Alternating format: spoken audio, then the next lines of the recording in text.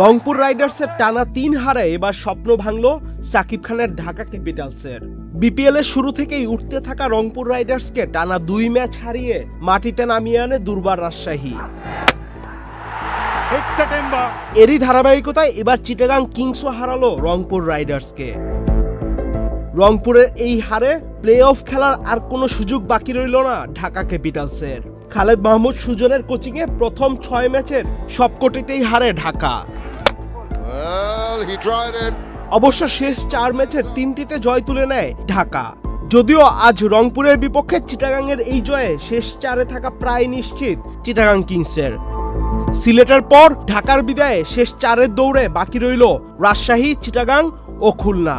খুলনাকে শেষ 2টি ম্যাচের 2টিতেই জিততে হবে, তবেই তারা প্লে অফ খেলতে পারবে। এবারের বিপিএল সাকিব খানের প্রথম আসর, তাতে ঢাকা খুব একটা ভালো করতে না পারলেও তারা চাইবে শেষ 2টি ম্যাচ জিতে ঢালিউড সুপারস্টারকে কিছুটা হলেও আশ্বস্ত করতে,